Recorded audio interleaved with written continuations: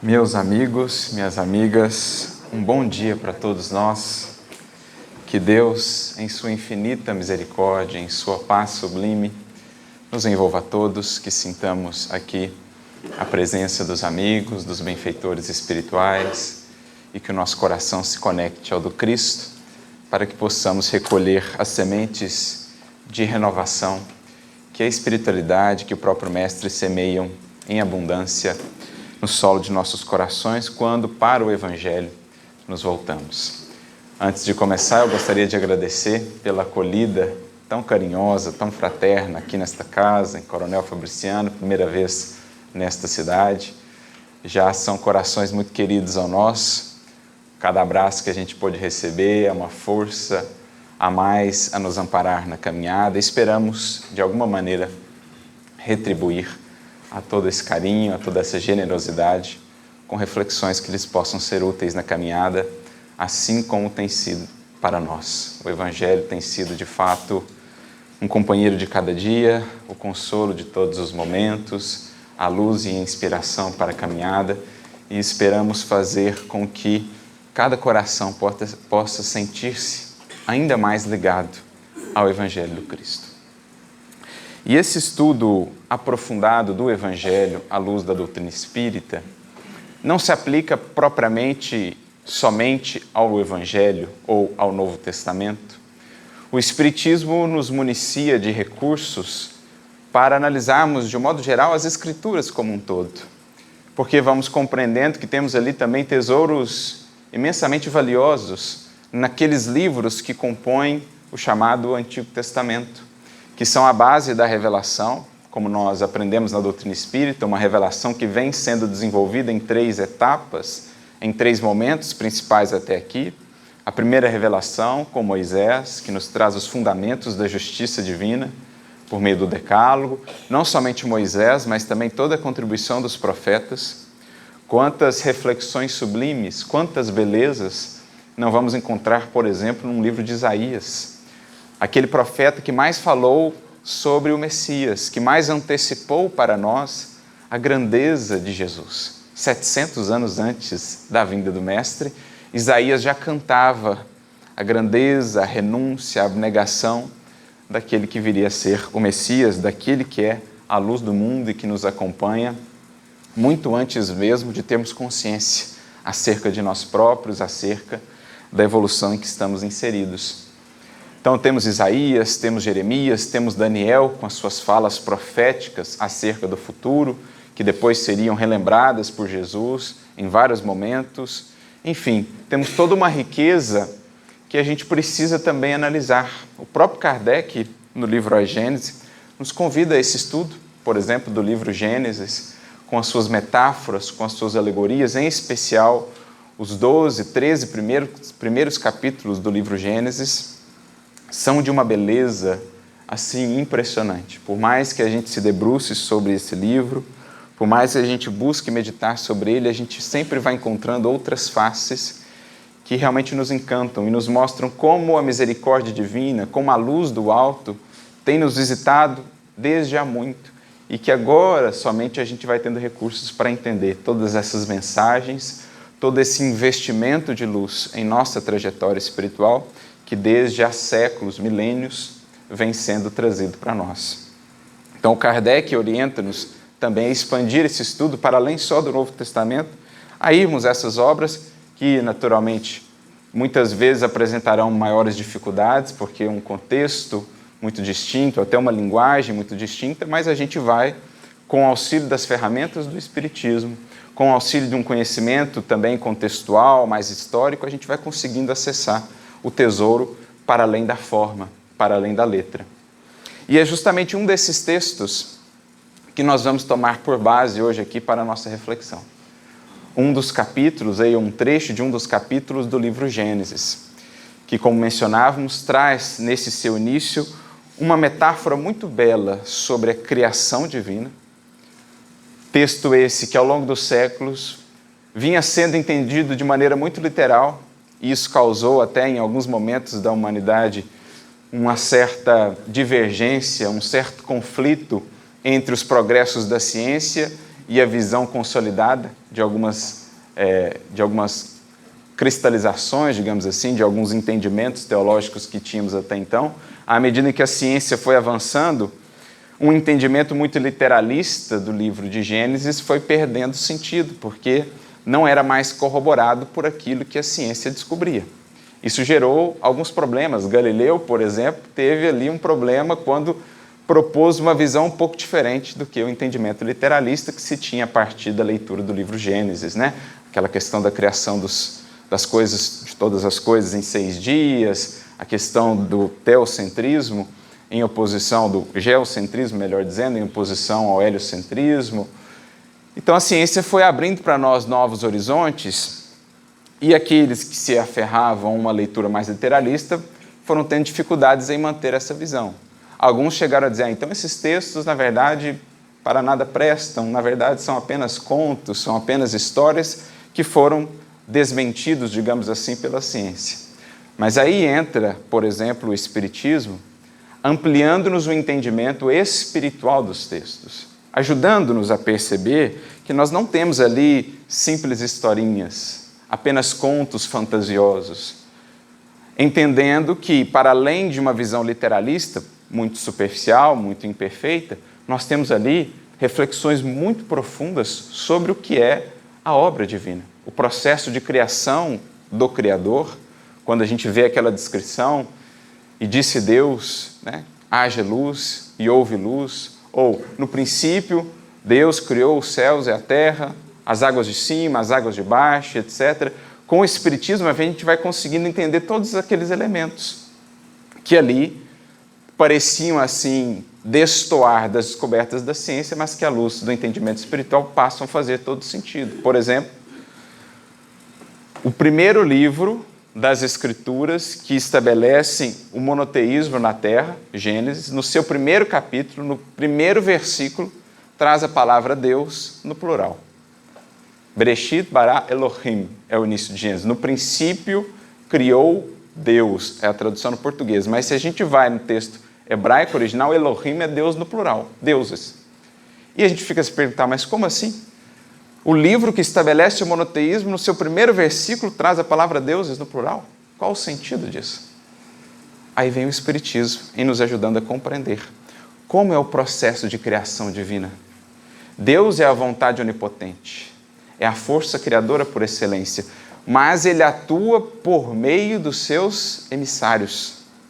O conjunto, a legião de espíritos sublimados, espíritos puros, que atendendo à sua vontade, co-criam com ele, em plano maior, os planetas, as estrelas, as galáxias. Aí nós pegamos um capítulo 1 do livro A Caminho da Luz, em que Emmanuel trata exatamente disso. A comunidade dos espíritos puros que, atendendo aos desígnios divinos, elaboram, por exemplo, o planeta Terra ou o Sistema Solar. É a esses deuses com D minúsculo, ou a esses espíritos sublimados que o texto faz reverência. A corte de espíritos em comunhão com o Criador que, atendendo à sua vontade, criam, co-criam com ele, manipulando a matéria, manipulando o fluido cósmico universal, co-criam as casas educandárias, os planetas, escolas, onde nós evoluímos. Então, o deuses aí passa a fazer sentido, não é uma referência a muitos deuses, mas sim a seres já divinizados por quem profunda comunhão com Deus, que então criam com ele. É o que André Luiz também vai descrever no capítulo 1 do livro Evolução em Dois Mundos. Não é por acaso que no capítulo 1 do livro A Caminho da Luz, no capítulo 1 do livro Evolução em Dois Mundos, temos uma associação com o capítulo 1 do livro Gênesis, que por sua vez está também explicado no capítulo 1 do Evangelho de João. No princípio havia o Verbo, e o Verbo estava com Deus, e o Verbo era divino. De quem João fala? Quem é o Verbo? O Cristo. O Cristo que estava com Deus no princípio. Antes que a terra fosse, já estava o Cristo em perfeita integração com Deus. Recebe ele a incumbência do Pai, mobiliza uma corte de espíritos superiores e então vão esculpindo a terra num processo multimilenário. Tudo isso o Espiritismo vem nos explicando, ajudando-nos a entender o porquê lá do símbolo, né, da frase ou da palavra deuses no plural.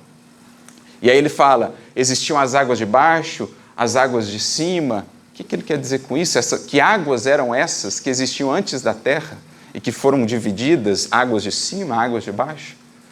E André Luiz, no capítulo 1 do livro Evolução em Dois Mundos, compara o fluido cósmico universal a um grande oceano, onde estamos todos mergulhados. São essas águas, esse fluido que é moldável pela inteligência, pelo pensamento de seres sublimados. Esse elemento primordial que dá origem a todas as formas de matéria que encontramos no universo, desde as mais sutis às mais densas. Aí a gente começa a entender o porquê de águas de cima, águas de baixo. A matéria mais sutilizada, a matéria mais densificada, que forma, por exemplo, o nosso planeta. As inteligências superiores conseguem transformar a matéria mais sutilizada em matéria mais densa, conseguem manipular esse fluido cósmico universal, desenvolvendo nas tantas expressões que tem. Percebe como esses símbolos, na verdade, já falam de coisas que o Espiritismo mais tarde explicaria, nos daria elementos para compreender. E assim segue toda a metáfora da criação. Esse seria um estudo que daria um seminário de muitas horas, só a análise desse primeiro capítulo do livro Gênesis, que é extremamente rico. Não é simplesmente uma historinha, um conto fantasioso. Pelo contrário, são processos que se operam dentro da criação divina, obedecendo às leis sublimes, perfeitas do Criador. E, em especial, no capítulo 3, nós temos a história ali, antes até, mas nós vamos fazer um recorte aqui do capítulo 3, de Adão, de Eva.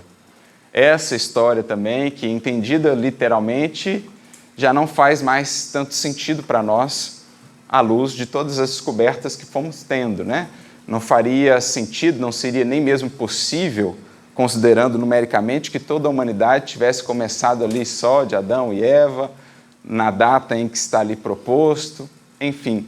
Mais do que uma leitura literal, imediata do texto, nós vamos buscar entender o que representa ali a figura de Adão. A figura de Adão, que em verdade é um símbolo da condição humana, da nossa condição humana, espíritos ainda muito materializados, muito vinculados à matéria e em processo de descoberta, em processo de expiação, em processo de aprendizado em busca do paraíso que foi, entre aspas, perdido. Então temos toda uma simbologia ali em volta da figura de Adão, mas nós vamos fazer um recorte nesse capítulo 3, do versículo 7 em diante, quando nós temos uma história que, na verdade, desdobra para nós todo um processo psicológico que está muito mais presente na nossa vida do que possamos imaginar. Como mencionávamos, Adão é uma figura da nossa atual condição humana.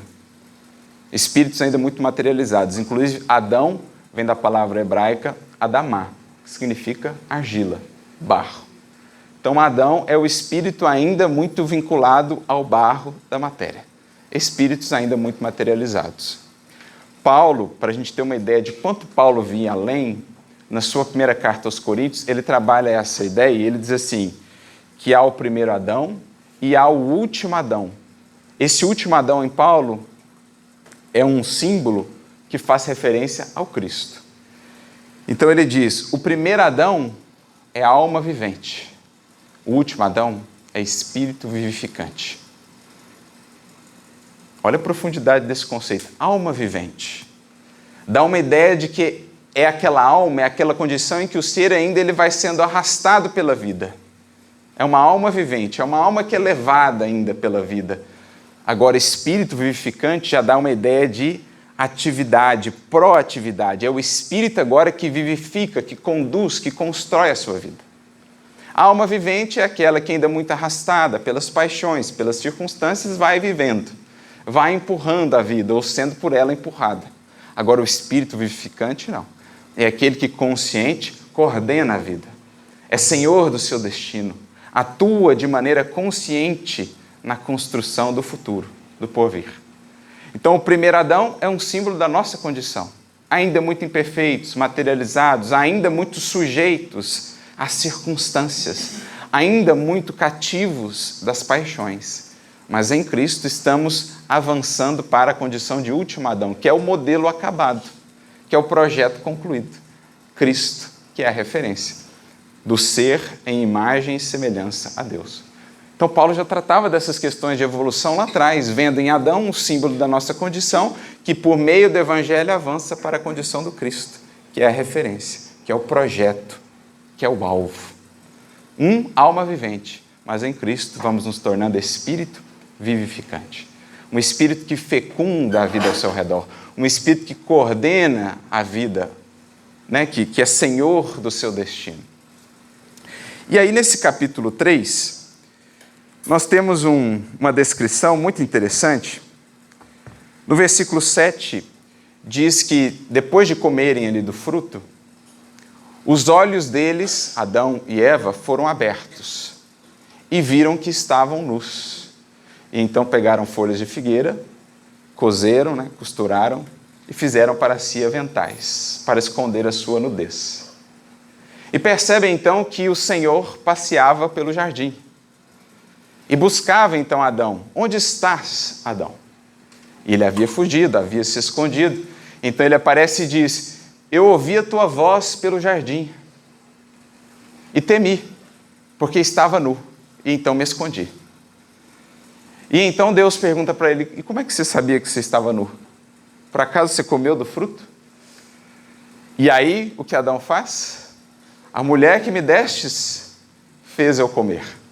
Aí Deus volta-se para a mulher: você comeu do fruto? Ou indicou, ou estimulou ele a comer? Não, a serpente me tentou a comer. Então você tem uma terceirização aqui, né, de responsabilidade. Um joga para um, que joga para o outro e sobra para a serpente lá no final. E aí temos a fala, Deus falando com a serpente, né, porque fizeste isso e tal, andarás sobre o seu próprio ventre, enfim. Daria todo um estudo essa parte adiante. Mas nós vamos nos ater a esse trechinho. O ser, Adão, símbolo da nossa condição humana. Aliás, vale frisar aqui, quando falamos de Adão e Eva, não estamos falando propriamente do sexo, do gênero. Adão e Eva, na verdade, são expressões que existem dentro de cada um de nós. Na linguagem simbólica das Escrituras, o masculino representa, ou Adão representa essa parcela do masculino em nós. A questão mais ativa, a questão mais para o exterior, a questão mais da razão. E Eva representa em nós a questão mais do sentimento, a questão mais da receptividade. São duas forças que todo espírito traz em si e que nos compete desenvolver ao longo da evolução multimilenar. Jung, por exemplo, vai tratar disso nos seus estudos, chamando isso de duas forças que se conjugam dentro da alma e que Joana vai trabalhar muito na sua série psicológica. Ânima e ânimos, a representar aquelas forças que também no Oriente são tratadas por Yin e Yang, aquele símbolo que creio muitos já vimos, aquela esfera, metade dela branca, metade dela preta, com uma bolinha branca na parte preta, uma bolinha preta na parte branca, a representar como essas forças, na verdade, se fundem em nós. Elas são complementares, né? O símbolo do sol, o símbolo da lua, o ativo, o passivo, a força emissora, a força receptora, a razão, o sentimento. Adão e Eva. Percebemos que são símbolos que estão nas mais diversas tradições espirituais. No Oriente, o Yin e Yang. No cristianismo ou na matriz judaico-cristã, o símbolo de Adão e de Eva. Então são forças dentro de nós. Adão a representar mais o aspecto, o crescimento horizontal da criatura, no âmbito mais da razão, do intelecto, e Eva a representar mais o crescimento vertical, a expansão do sentimento, da sensibilidade na criatura. Todos nós somos chamados a desenvolver a ambos, até que cheguemos à condição de perfeita integração de ambas as forças, como temos em Jesus. Quando a gente analisa a obra da Joana, O Homem Integral, quando a gente analisa as suas reflexões em torno de Jesus, ela vai descrever que que em Cristo essas duas forças elas estão em perfeita harmonia. E a gente vê no próprio Evangelho como Jesus transita das posições mais enérgicas, quando é necessário, para com os fariseus, às posições de mais misericórdia, de mais ternura e acolhimento, por exemplo, com a mulher adúltera, que é pegada ali em adultério e que ele acolhe com tanto amor, né? Que ele acolhe com tanta misericórdia. Então, a gente percebe que em Jesus essas forças já se expressam em plenitude e cada um de nós estamos aí a desenvolvê-las. E o que representa, porque nós buscamos entender como isso se conecta a nós, né? O que representa esse momento que está aqui descrito? Na verdade, é um processo psicológico. Adão, de repente, se vê nu. Adão, de repente, identifica a sua nudez ou a sua fragilidade. E, diante da presença do Senhor, no jardim, o que é esse jardim? O que é o paraíso? Senão a própria consciência da criatura, onde Deus ali está, onde a voz de Deus se faz ecoar. Na verdade, é uma representação da nossa própria consciência. E o Espírito, quando ele come do fruto do conhecimento, o que ele passa a ter? Discernimento. Toda essa metáfora é um símbolo da aquisição de discernimento do ser. E quando ele passa a ter discernimento, o que ele passa a identificar? Aquilo nele que destoa da lei. As posturas dele que não estão em harmonia com a lei. Ele passa a ouvir mais claramente em si a manifestação da lei pela voz da consciência. É isso que ele ouve aqui. E ouviu a voz de Deus no jardim, e então temeu, porque estava nu, e escondeu-se. Percebemos o processo psicológico? Quando a gente não tem consciência, a gente comete o ato equivocado e aquilo nem nos incomoda. A gente nem percebe. É duro, é áspero com o outro, passa por cima do outro para conseguir o que quer, e aquilo parece não incomodar, né? Parece que o espírito não sente culpa, não sente remorso, mas isso é condição transitória, porque cedo ou tarde o fruto do conhecimento será ingerido, cedo ou tarde a luz do discernimento há de acender-se. E com o discernimento chega o quê? Responsabilidade. Cobrança consciencial. É o que os espíritos dizem na questão 780, especialmente 780A de O Livro dos Espíritos. Quando eles comentam sobre o progresso intelectual e progresso moral, Kardec pergunta se o progresso moral sempre acompanha o intelectual, e aí os espíritos respondem que ele decorre deste, isto é, o progresso moral decorre do intelectual, engendra o progresso moral. Kardec pergunta como? Tornando compreensíveis o bem e o mal. Desde então, o homem pode escolher. O desenvolvimento da inteligência traz consigo discernimento e aumenta a responsabilidade dos atos, dizem eles. Não é exatamente isso que nós estamos vendo aqui?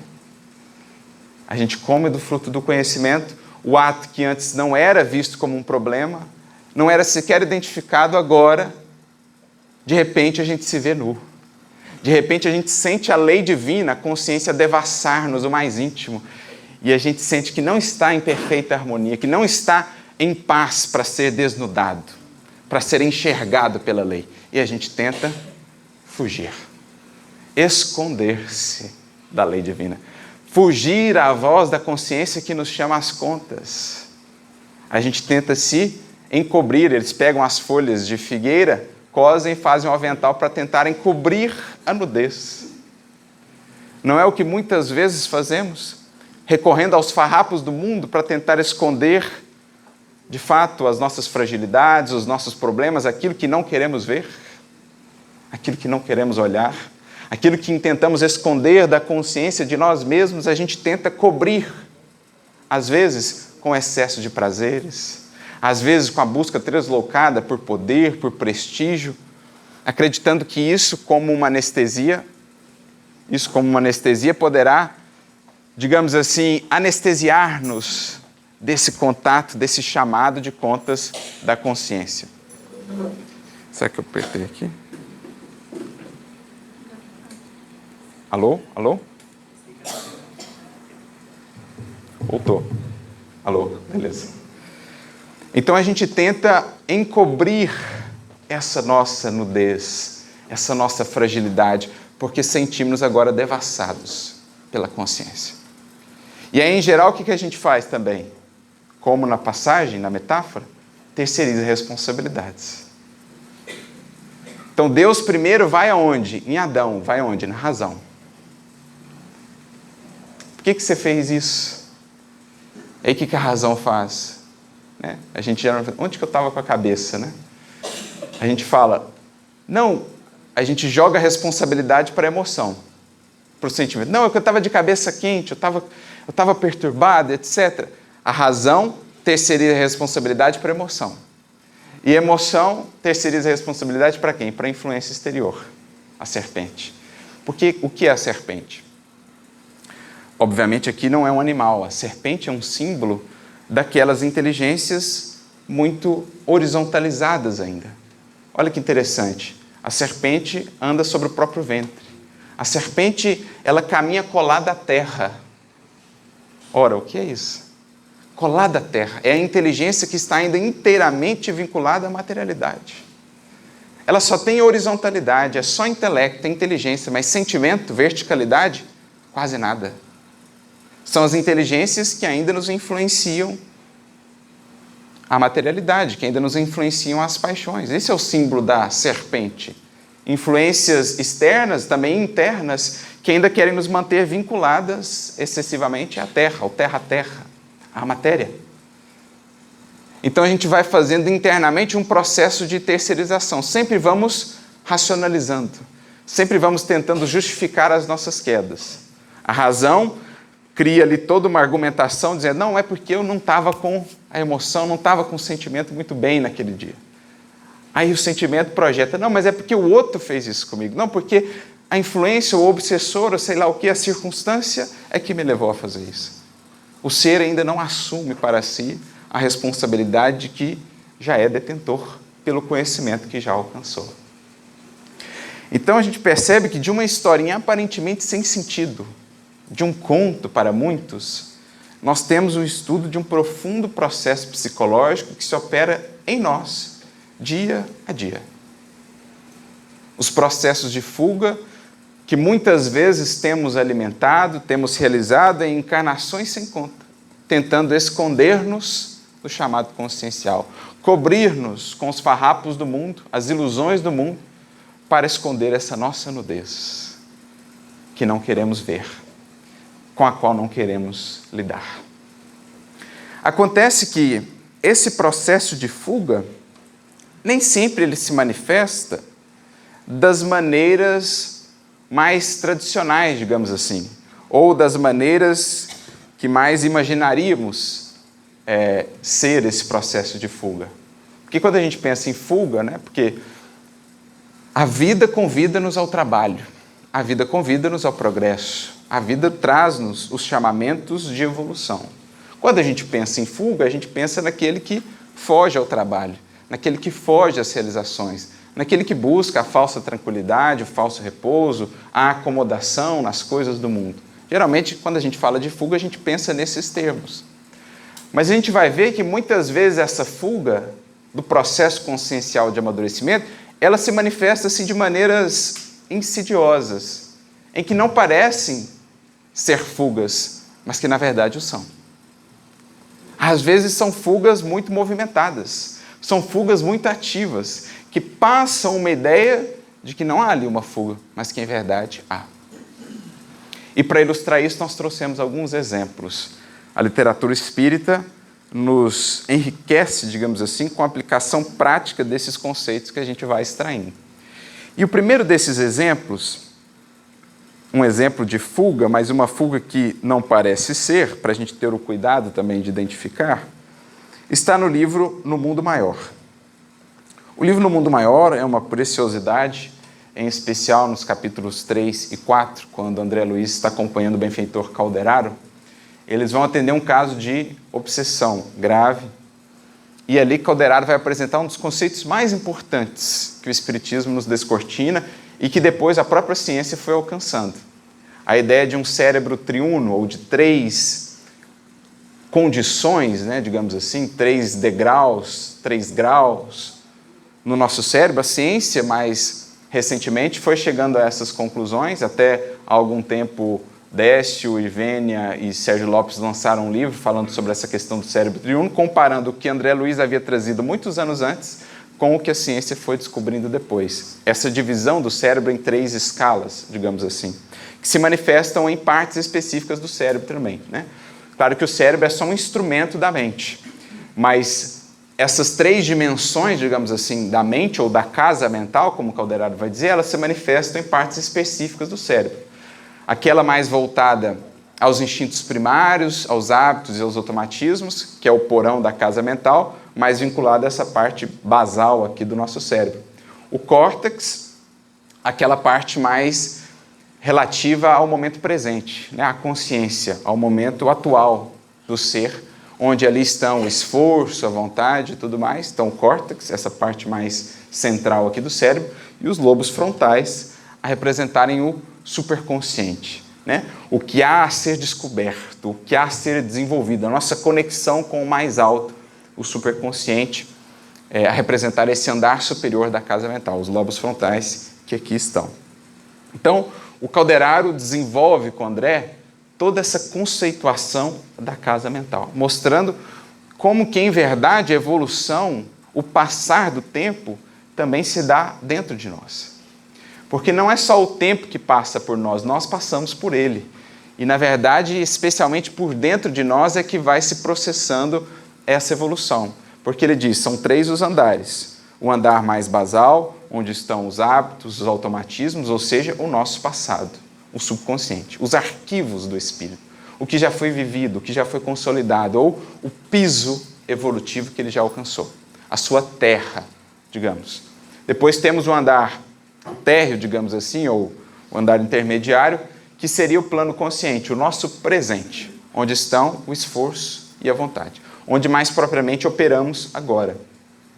E depois temos a casa das noções superiores, o superconsciente, ou o futuro do ser, onde moram ali os ideais e as metas superiores. E o que é evolução, então? É coletar esses recursos do andar de cima, operá-los no andar do meio, no consciente, para consolidá-los no subconsciente como novo piso evolutivo do ser. É o que nós comentávamos ontem à tarde, céus e terras. Cada espírito opera entre uma terra e um céu. A terra é o meu subconsciente, o que eu já consolidei. O céu é o superconsciente, é o futuro que eu almejo, o que eu consigo já divisar de projeto, de transformação para mim. E aí somos convidados a operar no presente para tornar o que era céu, terra. Quando eu torno o que era céu, terra, um novo céu surge para mim e uma nova terra é consolidada. E aí, entre terras e céus, a gente vai progredindo. Essa seria a ideia, né? Entre pisos e horizontes, a gente vai avançando. Então, o tempo passa dentro de nós. Ao mesmo tempo, futuro, presente e passado, tudo isso vai fluindo dentro de nós. Então, é um conceito maravilhoso. A gente aplica isso a muitas dimensões, né, da nossa vida e do entendimento do nosso ser. Mas aí eles estão acompanhando esse caso, e é um caso de obsessão interessante. Eram indivíduos muito próximos, eles tinham um comércio, né? Um deles havia acolhido um funcionário muito jovem, que começou a trabalhar com ele muito cedo e tornou-se quase que um filho dele mesmo. E esse funcionário ficou ali por muitos anos.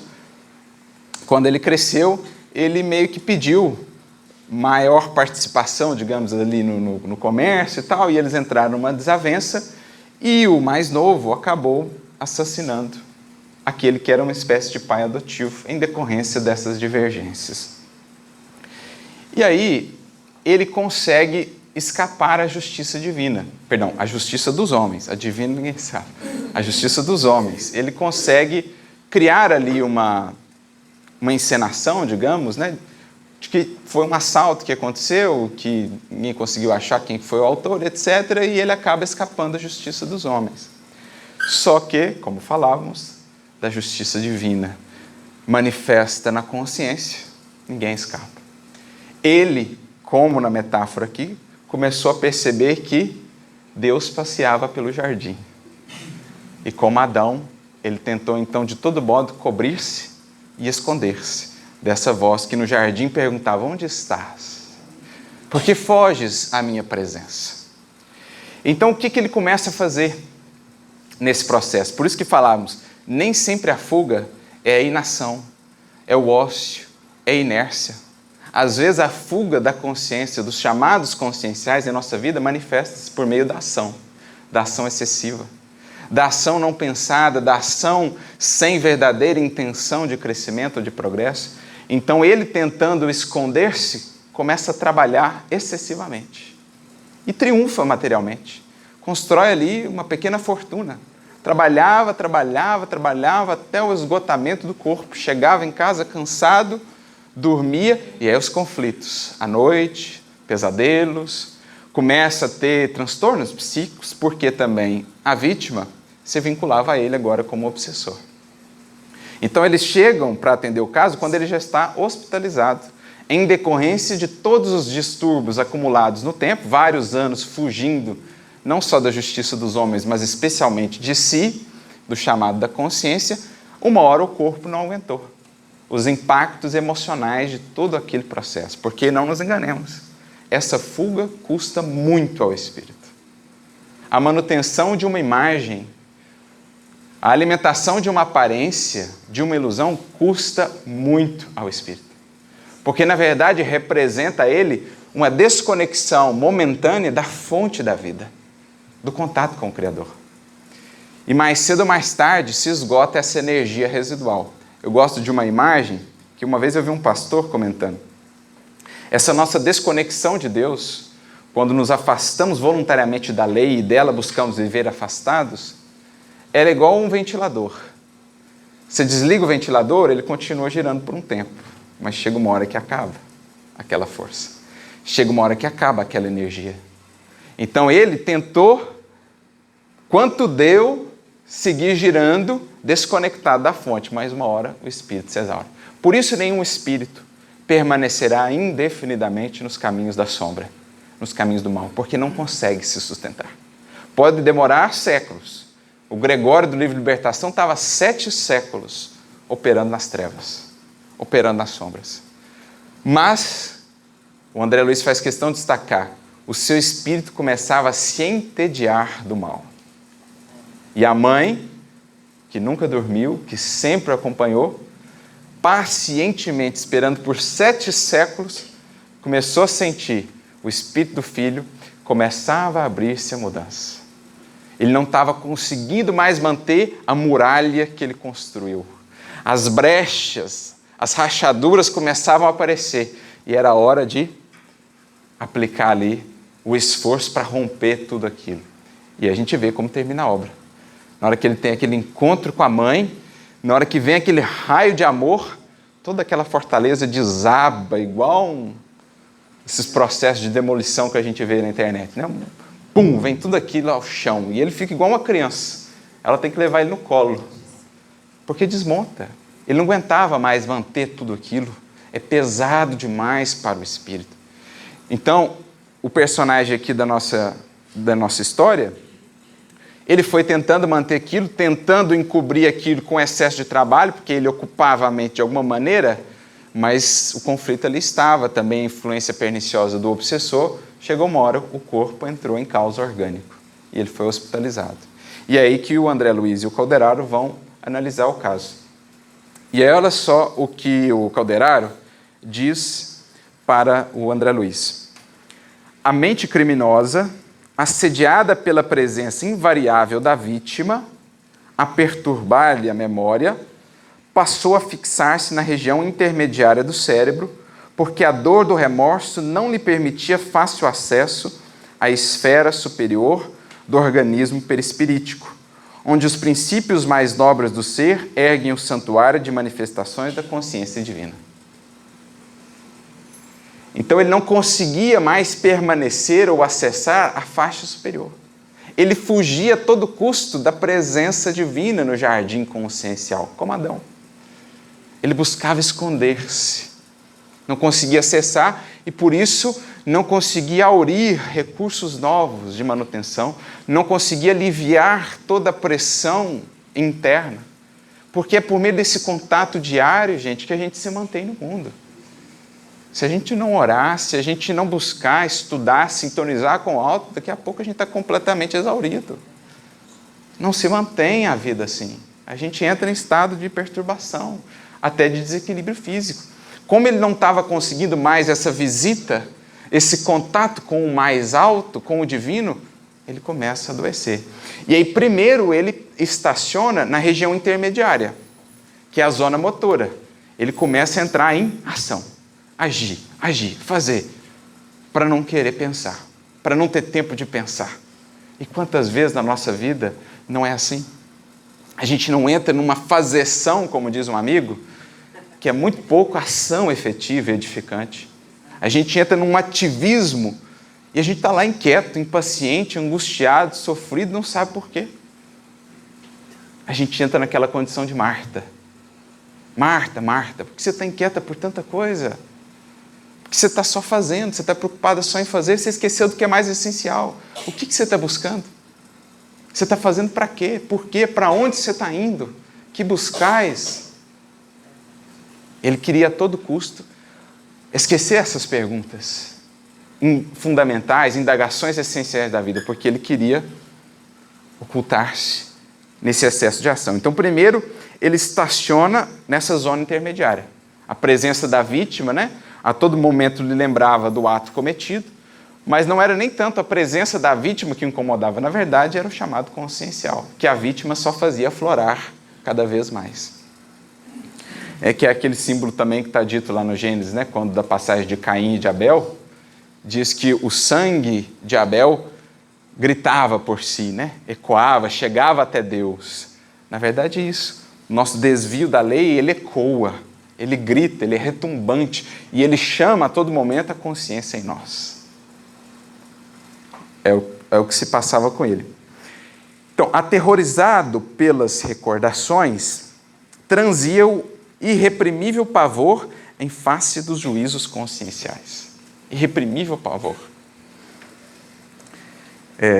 Por outra parte, cada vez mais interessado em assegurar a felicidade da família, seu único oásis no deserto escaldante das escabrosas reminiscências, o infeliz, então respeitado por força da posição social que o dinheiro lhe conferia, embrenhou-se em atividade febril e ininterrupta. Então, o dinheiro ou os compromissos ali com a família encobriam de alguma maneira, mas muito pobremente, todo esse conflito, toda essa dor. É o farrapo que a gente tenta usar, mas para a gente poder realmente caminhar em direção à cura, libertarmos, alcançarmos a saúde real, qual um dos primeiros movimentos do ser? Lembremos, o cego de Jericó. Em atendendo ao chamado de Jesus, qual é a primeira coisa que ele faz? Lança fora a capa. Enquanto a gente tenta encobrir a nossa pobreza espiritual com as capas do mundo, a gente ainda não estará apto ao contato renovador, ao contato purificador do Cristo. Mas quando a gente, enfim, percebe que essas capas em nada encobrem, na verdade, pelo contrário, só nos atrasam, só nos impedem, de fato, de ver, a gente direciona-se efetivamente ao Cristo. Mas ele, momentaneamente, conseguia algum alívio no prestígio que foi adquirindo, na fortuna que tinha, e nessa ideia de que fazia ali pelo menos algo nobre, amparando a família, ofertando mais recursos para a família. Vivendo mentalmente na região intermediária do cérebro, em caráter quase exclusivo, só sentia alguma calma agindo e trabalhando. De qualquer maneira, mesmo desordenadamente. Intentava a fuga através de todos os meios ao seu alcance. Intentava a fuga através de todos os meios ao seu alcance. Mesmo que a fuga fosse mais trabalho, mais ação. Mas é aí que está a questão. Agir por agir edifica. Há um capítulo de Emmanuel, no livro Pensamento e Vida, capítulo 7, em que ele trata do trabalho. Eu gosto sempre de citá-lo, porque ele fala assim: agir por agir não vale. As regiões sombrias do mundo espiritual estão repletas de ação. Às vezes trabalham eles mais do que nós. Mas qual a intenção por detrás dessa ação? Qual a direção e o sentido dessa ação? Não nos enganemos. Às vezes eles são mais ativos e organizados do que nós, que estamos buscando trabalhar com Jesus. O André Luiz mesmo, no livro Ação e Reação, fica impressionado com uma aula que ele tem de um espírito obsessor. O caso lá era um indivíduo e ele era obsidiado pelos 2 tios, porque o pai dele havia matado os 2 irmãos para ficar com a herança. Então os 2 tios buscaram a desforra na figura do sobrinho. E eles ficavam ali, colocaram um monte de espíritos avaros no entorno dele para que ele ficasse mergulhado naquela ideia de avareza, de usura, de posse. E o espírito estava completamente perturbado. E aí o André e o Silas vão acompanhar o caso e eles chegam ali meio disfarçados para tentar fazer um contato ali com os espíritos, né? Apagam ali a luz, o Silas principalmente, apaga a luz momentaneamente e aí começam a puxar assunto e percebem que um deles era mais o que fazia a ação propriamente e o outro era a cabeça, era a inteligência por detrás, que é o Leonel. E aí o André começa a conversar com o Leonel sobre obsessão e o André Luiz fica impressionado com o conhecimento dele. Ele fala assim, olha, nem com os benfeitores eu tive uma aula tão completa sobre obsessão. Porque ele fala do desejo central, como eles identificam em cada ser o seu calcanhar de Aquiles. Então passam a insuflar exatamente aquele ponto, que é o símbolo da serpente. Ela vai naquele ponto e começa a insuflar aquilo, né? Ó, Deus não quer que você coma do fruto, porque então você vai se tornar igual a Ele. Então, a serpente vai insuflando o orgulho, vai insuflando a vaidade, vai fazendo com que a criatura, e essa é a ideia do comer do fruto do conhecimento do bem e do mal, que ela tome para si essa capacidade de dizer o que é bem e o que é mal. Essa é a grande ideia. Porque aquele que vai cometer o mal, para ele entende que aquele mal é razoável, está dentro dos seus objetivos, atende aos seus interesses. Então ele deixa de lado a orientação divina e diz, não, para mim, dentro do que eu busco, não é problema fazer essa ação. Percebe que essa ideia é a criatura que usurpa de Deus a condição de definir o que é bem e o que é mal. Quando a gente age em desarmonia com a lei, na verdade a gente está usurpando o poder de Deus, ou o lugar de Deus que define o que é bem e o que é mal. A gente passa a dizer, não, se me atende ao meu interesse, então não é mal, mesmo que prejudique o outro. Essa é a questão do comer do fruto do conhecimento do bem e do mal. É o que a serpente insuflava. Não, você pode definir por você. Por que você vai seguir o que Deus disse? Por que você vai seguir o que a consciência manda? Você pode fazer o que você quiser. Então, o Leonel fala ali do desejo central, de como eles insuflam, e o André Luiz fica impressionado. E o Leonel menciona, inclusive, nós temos escolas para obsessores. Lá nas colônias deles, né, nas cidades em que eles se reúnem nas sombras, eles têm escola. Escola, estudo, disciplina, trabalho, organização. Mas é que está. O que gera essa ação? Luz, progresso. Por isso, Emmanuel, voltando ao capítulo do Pensamento em Vida, ele diz, agir por agir nem sempre vale. Há que diferenciarmos trabalho-ação de trabalho-serviço. O trabalho-ação, puramente movimento exterior, pode até transformar o meio. Mas só o trabalho-serviço, que é aquele com sentimento, com intenção nobre, com consciência, é o que transforma o indivíduo. Essa é a chave. Então, voltando aqui, ele estava mergulhado no trabalho-ação. Transformou o meio, construiu um império, fez fortuna. Mas nada de trabalho-serviço. Nada de crescimento efetivo. Por isso, volta. Deitava-se extenuado pela fadiga do corpo, levantando-se no dia seguinte abatido e cansado de inutilmente duelar com o perseguidor invisível nas horas do sono. Em consequência, provocou o desequilíbrio da organização perispiritual, o que se refletiu na zona motora, implantando o caos orgânico. E aí, tanto ele quanto o obsessor descem ao porão da individualidade, passam a se fixar nos instintos da animalidade, da revolta, da vingança, da raiva, passam ambos a morar no porão da casa mental, em sintonia, porque não nos enganemos, um processo obsessivo nunca é unilateral. Ele só se mantém e se estabelece quando há algum grau de sintonia entre as mentes que operam nessa mesma faixa. Então, para a gente ver que nem sempre essa fuga é acompanhada da fuga do trabalho, da fuga ou da inércia, da ociosidade, às vezes ela é uma fuga muito ativa. E aí o perigo da gente identificar se não estamos em fuga no excesso de ação. Porque, no caso aqui desse personagem, era excesso de ação, de atividade no mundo. Mas, às vezes, essa fuga acontece até nas atividades espíritas. Essa que é a questão. E aqui a gente trouxe um outro exemplo que ilustra isso. No livro Obreiros da Vida Eterna, no capítulo 5, o André Luiz conhece um personagem muito interessante, chamado Irmão Gotuso. Ele está ali na Casa Transitória Fabiano de Cristo, que era uma casa, uma cidade espiritual que ficava bem próxima às regiões mais densas, porque ela era, digamos assim, uma recepção para depois os espíritos serem levados a colônias mais elevadas, porque estavam ainda num nível de muito adoecimento, muito materializados, não podiam ir diretamente para nosso lar, por exemplo. Então eles passavam por um período na casa transitória, em tratamento, ou para serem reencaminhados à reencarnação, ou para irem a esferas mais superiores. E aí ele conhece o irmão Gotuso, e logo há uma sintonia entre eles. Ele havia sido médico também na última encarnação, psiquiatra e tal. Mas o André começa a estranhar, assim, que o consultório dele parecia um consultório terreno, assim, parecia que ele estava na Terra ainda.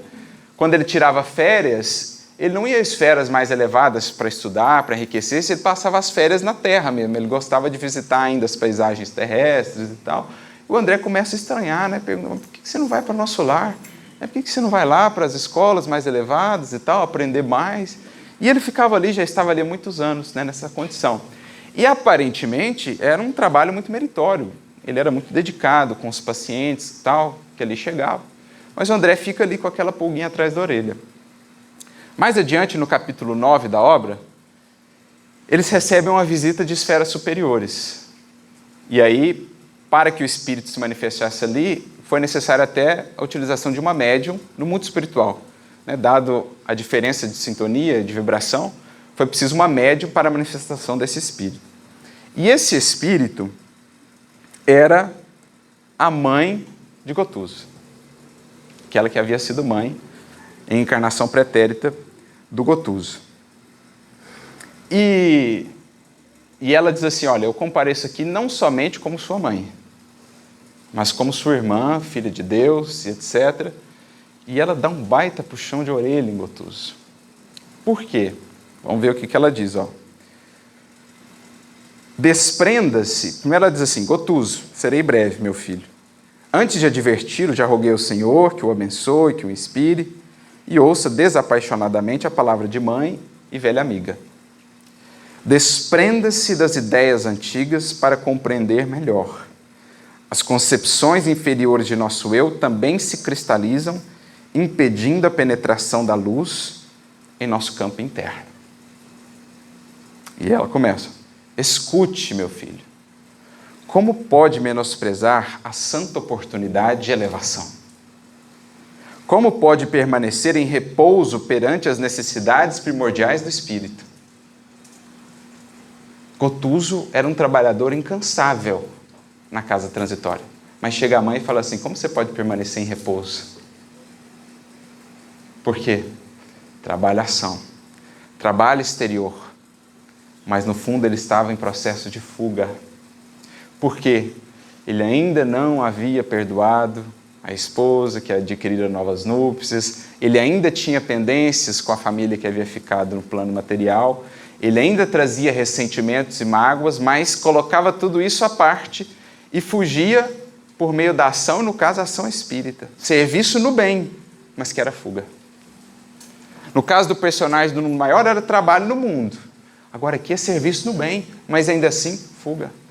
E a mãe chega do alto dizendo, meu filho, como você permanece assim em repouso ante as necessidades primordiais do espírito? E aí continua dizendo, falando que Jesus não violenta ninguém, que Jesus aguarda e acolhe sempre as nossas manifestações de boa vontade, mas que é preciso aplicar, é preciso crescer com Cristo. E ela continua, seus amigos, não obstante a luz que lhes brilha no caráter santificado, não podem substituí-lo nas realizações que o esperam. Suas manifestações de natureza exterior instruem e confortam. Então o trabalho dele ali instruía, confortava muitos, mas os seus pensamentos mais íntimos dilaceram-nos o coração. Olha que contraste. Amparando ali a muitos, mas os espíritos de cima, a mãe dele, os seus pensamentos e sentimentos dilaceram-nos o coração, meu filho. Olha isso, gente. Serviço no bem, aparentemente, mas ainda fuga, estado de adoecimento. Como conduzirá doentes à cura se prossegue magoado com aqueles que o feriram, aparentemente? Como dará lições de bom ânimo aos tristes se se demora tanto tempo na ilusão do desalento? Ó filho amado, ninguém serve a obra do Pai com a mente toldada pelo vinho amargoso das paixões. Abra o entendimento à passagem das bênçãos divinas. Porque ele havia se isolado naquela concha. Parecia estar trabalhando, criou para si a ideia de que estava bem, que estava quite, porque estava fazendo aquela ação, mas no fundo ele tinha criado pesadas barreiras entre ele e Deus, entre ele e a inspiração do mais alto. E permanecia, na verdade, estacionado, embora aparentemente em ação edificante. Para a gente ver como é muito mais sutil do que possamos imaginar. E quantas vezes nós, na seara espírita, por vezes, não abraçaremos o mundo, inúmeras atividades, mas em processos de fuga, que mais cedo ou mais tarde pedirão o seu preço. Eu lembro do caso do livro Sexo e Destino, o irmão Pedro Neves, que era coordenador de atividades em nosso lar, coordenador de um núcleo de auxílio. O André Luiz, todos os demais tinham ali um respeito por ele, mas percebiam que ele estava de alguma maneira em conflito, mas não tinham, digamos assim, a intimidade ou tinham receio de se aproximar, porque tinham muito respeito e veneração por ele. E, na verdade, ele passava por um processo doloroso, né? Ele amparava a filha ainda encarnada e o genro estava traindo a filha, estava fazendo uma série de desatinos. E um dia, ele, em processo de trabalho, acompanha o genro a uma casa de prostituição. Quando ele vê o genro naquela condição, ele se perturba de tal modo que começa a socar espiritualmente o genro. Gente, coordenador de trabalho no nosso lar. Começa a socar espiritualmente o genro. E aí sai uma senhorinha que trabalhava naquela casa de prostituição, amparando as irmãs que ali estavam, abraça ele e fala: meu filho, o que é isso? Nós estamos aqui para ajudar, para auxiliar. Para a gente ver. Pedro Neves trabalhando, coordenando trabalhos, mas em processo de fuga, de olhar para aqueles sentimentos, de olhar para aquelas emoções em desalinho e trabalhar o perdão, a indulgência, reconhecer as suas fragilidades e buscar o auxílio do Cristo. Ele foi se perturbando de tal modo que daqui a pouco estava querendo socar ali o genro.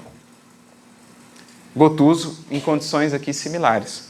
Por isso, ela diz ainda mais adiante: admite satisfeito o cárcere do estacionamento, malgrado o caráter do trabalho edificante? Estacionamento espiritual. Não desejará libertar-se para libertar efetivamente os prisioneiros da ignorância? Não demandará o plano superior para ser mais útil aos que intentam galgar a escada reveladora da luz imortal? Em outras palavras, né? Meu filho, não querer subir, não querer crescer com Cristo é um pecado. Não dá para a gente achar que só com a ação exterior estamos resolvendo os problemas fundamentais. Muito cuidado, para que a gente não entre nesse movimento deslocado por fora, sem análise íntima, sem crescimento efetivo por dentro, que sustente, então, uma ação exterior cada vez mais ampla. E aí ela traz uma frase mais adiante que é fantástica, né? Ela diz assim: é um trabalhador com o direito a descobrir os próprios erros e a retificar o caminho que lhe compete. Você já é um trabalhador com o direito de conhecer-se. Porque não é de um salto que a gente consegue penetrar em nós, que a gente consegue ter acesso às nossas fragilidades. É graduado isso, mas chega um momento em que a gente recebe o direito sagrado de reconhecer os nossos erros, porque já temos alguma estrutura psíquica para lidar com eles. E fugir a esse reconhecimento é estacionar-se. Por mais que pareça edificante, por mais que a nossa posição já pareça equilibrada, fugir ao contato com os nossos erros, com as nossas limitações para melhorá-las, é fuga, é estacionamento.